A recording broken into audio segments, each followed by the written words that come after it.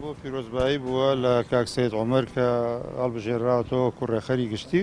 و لەگەڵ خانەی ڕاپڕاندن پیرۆزباییمان کردووە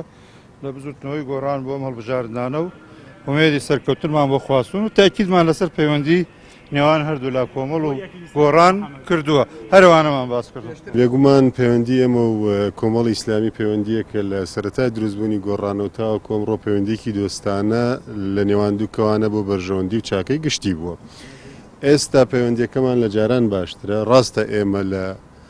حکوومەت بەشدارین و ئەوان بەشدارین، بەڵام ئەو هەماهەنگیەمان هەیە کە هەم فراکسیۆنەکەی ئێمە هەم فراکسیۆنەکەی ئەوان وەکو پەرلەمان چاودێر بن بەسەر حکوومەتەوە و لە ئاستی سیاسی شاموو هەماهەنگێکمان هەبێ بۆ هەر مەسلەیەکی یاسایەکی گرنگ کە دێتە پێشەوە و پەیوەندیەکانمان هیچ کاریگەر نەبووە بەوەی کە ئێمە لە دەسەڵاتین وان لە دەروی دەسەڵات.